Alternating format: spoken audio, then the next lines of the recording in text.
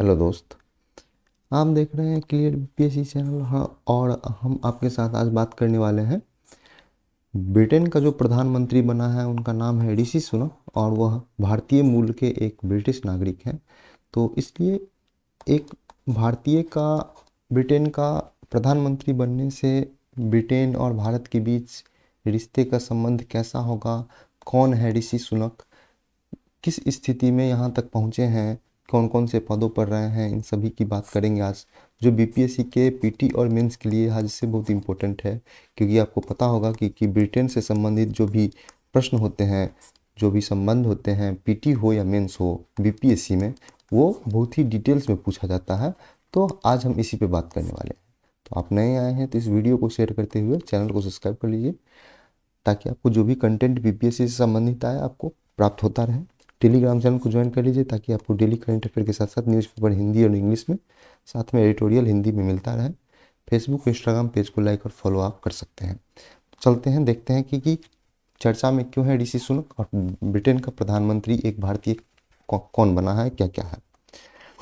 तो हाल ही में जो ऋषि सुनक हैं उन्होंने ब्रिटेन के 57वें प्रधानमंत्री के पद की शपथ ली है। तो उनको वहाँ के जो किंग हैं जिनका नाम है चार्ल्स द्वितीय, तो चार्ल्स द्वितीय ने उनको ब्रिटेन के प्रधानमंत्री के 57वें प्रधानमंत्री के रूप में उनको शपथ दिलाया है। वह देश में वर्तमान राजनीतिक अस्थिरता, आपको पता होगा कि बोरिस जॉनसन की सरकार गिरी पहले और फिर से लीज ट्रस की सरकार, आर्थिक परिदृश्य में पिछले 50 दिनों में भीतर सत्ताधारी कंजर्वेटिव पार्टी, अभी जो वहाँ पे शासन कर रहा है, जीता हुआ पार्टी है, उसका नाम है कंजर्वेटिव पार्टी। दूसरा है लेबर पार्टी। तो लेबर पार्टी अभी सरकार में, शासन में नहीं है, तो कंजर्वेटिव पार्टी सरकार में थे और उसके तीसरे प्रधानमंत्री बन गए हैं। इससे पूर्व बोरिस जॉनसन ने कुछ विशेष कारणों से इस्तीफा दे दिया था 2 साल पहले। तो उसके बाद जो है चुनाव हुआ, चुनाव के बाद फिर ये बोरिस जॉनसन की सरकार बनी। फिर ये कुछ अस्थिरता के कारण इनको इस्तीफा देना पड़ा। उसके बाद उन्हीं के पार्टी से एक प्रधानमंत्री बनी लीज ट्रस। तो लीज ट्रस के प्रधानमंत्री बनने के रेस में बोरिस जॉनसन भी शामिल थे, लेकिन बोरिस जॉनसन से आगे निकलते हुए लीज ट्रस प्रधानमंत्री बनी और मात्र 44 दिन तक प्रधानमंत्री रहने के बाद इनका भी अविश्वास प्रस्ताव हो गया और इसके माध्यम से उनको पद से हटा दिया गया लीज ट्रस को। अब ब्रिटेन के 57वें प्रधानमंत्री कौन बने हैं, तो ऋषि सुनक बने हैं और वो एक भारतीय मूल के हैं। ये चर्चा में है। उसके बाद हम लोग देखते हैं कि चर्चा में थे। उसके बाद देखते हैं कौन है ऋषि सुनक। तो ऋषि सुनक कौन है उसके पर चर्चा करेंगे। तो ऋषि सुनक जी का फोटो है ये, इसको आप लोग देख लीजिए। उनका जन्म 12 मई 1920 को ब्रिटेन के साउथहैम्पटन शहर में हुआ है ऋषि सुनक का। और वह एक भारतीय पंजाबी हिंदू परिवार से है, भारतीय पंजाबी हिंदू परिवार से संबंधित है। जैसे धर्म की बात करें तो ब्राह्मण धर्म से बेसिकली आते हैं। उनकी माँ उषा सुनक, जिनका जन्म तंजानिया में हुआ है, एक अफ्रीकी देश में, वो एक फार्मिस्ट थी हॉस्पिटल में। और इनके पिता जो हैं यशवीर सुनक, वो उनका जन्म केनिया में हुआ है और वो एक जनरल चिकित्सक थे। तो ये दोनों ब्रिटेन के नहीं थे, ये थे भारतीय ही, लेकिन उनका जन्म कहाँ पे हुआ है, उनके माता का जन्म हुआ तंजानिया में, पिता का जन्म हुआ है केन्या में। लेकिन बात यहाँ पे है कि उनके दादा दादी जो थे, ऋषि सुनक के दादा दादी या नाना नानी दोनों ही भारतीय थे, इसलिए वो अपने आप को भारतीय ही बताते हैं ऋषि सुनक। ऋषि सुनक के भाई जो है मनोवैज्ञानिक हैं, साथ में उनकी बहन है, का नाम है एक राखी, जो विदेश राष्ट्रमंडल और विकास कार्यालय में शांति निर्माण तथा यूएन का लिए काम करती है। तो याद रखेंगे, उसका जो कहने का मतलब ऋषि सुनक सबसे बड़े भाई हैं, उसका एक छोटा भाई भी है और एक छोटी बहन भी है। कहने का मतलब 2 भाई और 1 बहन है, कुल मिलाकर के 3 भाई बहन है ऋषि सुनक।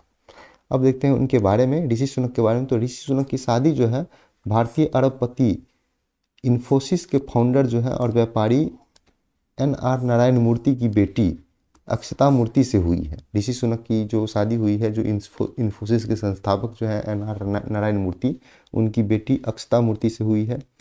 ऋषि सुनक ने 2015 में पहली बार यॉर्कशायर ब्रिटेन के रिचमंड शहर से सांसद बने थे, MP बने थे ब्रिटेन के लिए।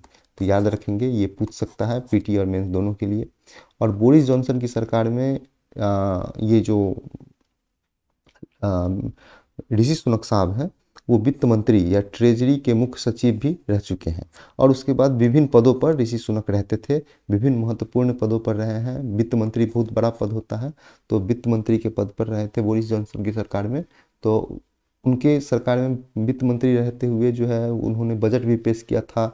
और कोरोना में लड़ाई के लिए उनका जो है योगदान जो है अहम माना जाता था आर्थिक तौर पे।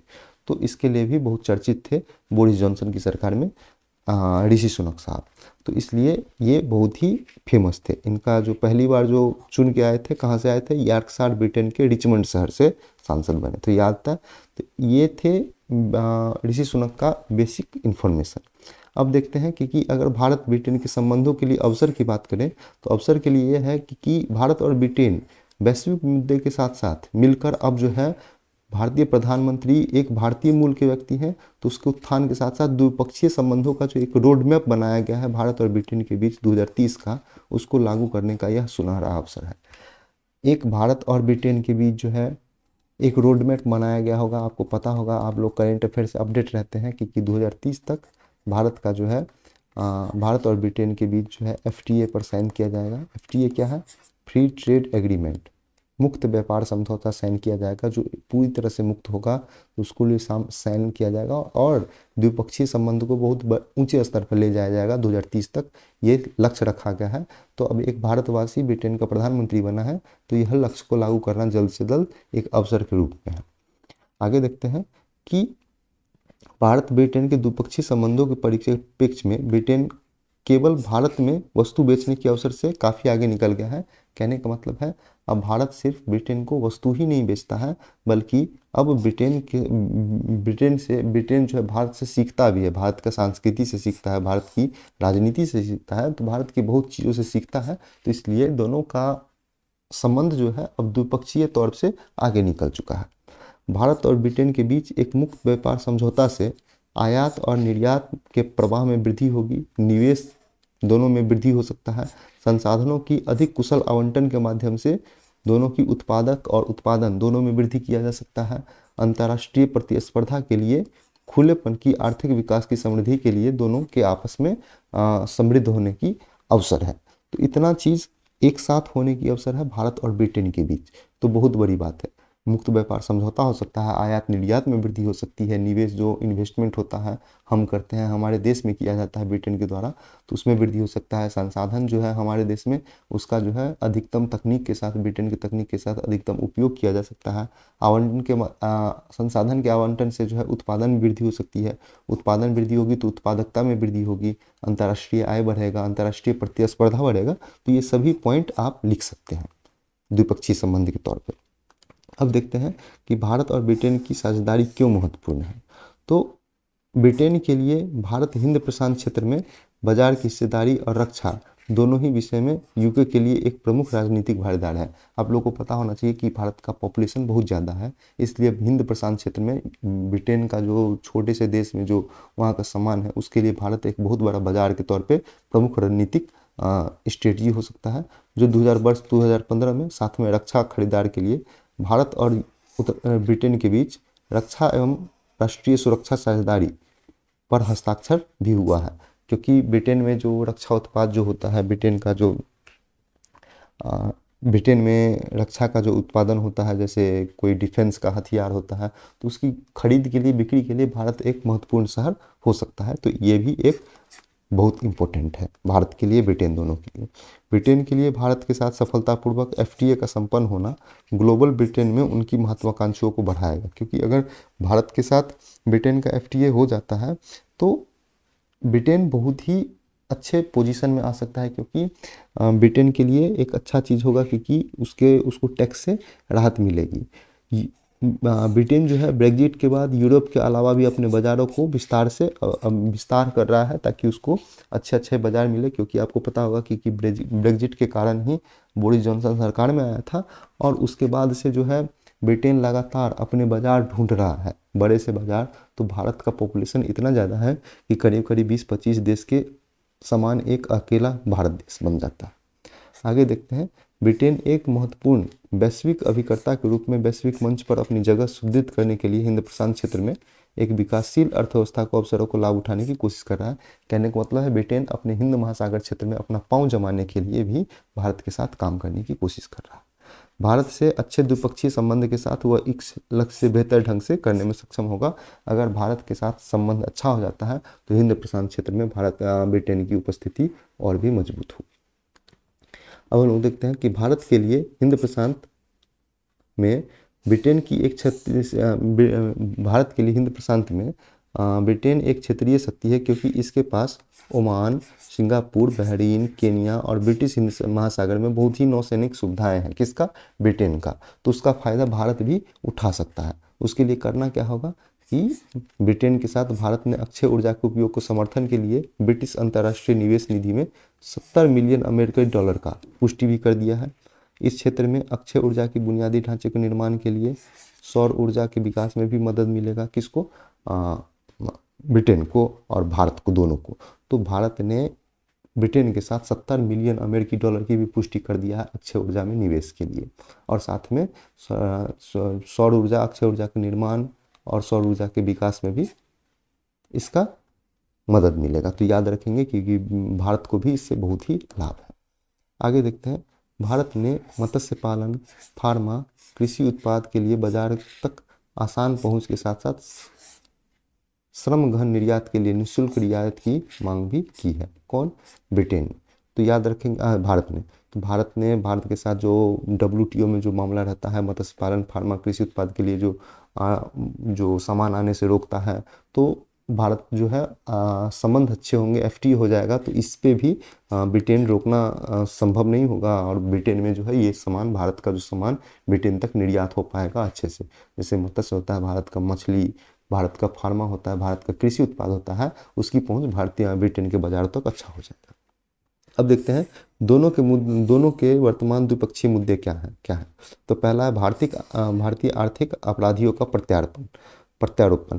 जैसे नीरव मोदी, विजय माल्या वहाँ पे बैठा हुआ है। यह मुद्दा भारतीय आर्थिक अपराधियों का प्रत्यारोपण के लिए जो वर्तमान में ब्रिटेन में शरण में है, उसने लाभ के कानूनी रूप से उपयोग कर रहा है। कहने का मतलब जैसे विजय माल्या ब्रिटेन में है तो ब्रिटेन भारत को सौंप दे, तो यह है प्रत्यार्पण। जो भारत में भगौड़ा है वो सब ब्रिटेन में जाकर बैठा हुआ है। मुख्य रूप से भारतीय आपराधिक मामले में प्रत्यार्पण का आह्वान होता है। दर्ज होने के बावजूद भी विजय माल्या, नीरव मोदी, अन्य अपराधी लंबे समय से ब्रिटिश व्यवस्था में शरण ली हुई है। तो द्विपक्षीय मुद्दे ये हैं जिसको सुलझाना बहुत ही जरूरी है। दूसरा है ब्रिटेन और पाकिस्तान के डीप स्टेट के बीच अविलंब लिंक। ये क्या है, इसको समझते हैं। ये एक ऐसा टॉपिक है कि वोट बैंक की राजनीति के अलावा ब्रिटेन में बहुत एक बड़े मुस्लिम समुदाय का अस्तित्व है। विशेष रूप से पाकिस्तान के कब्जे वाले कश्मीर में मीरपुर जैसे स्थान में भी संस्कृति को बढ़ावा देता है।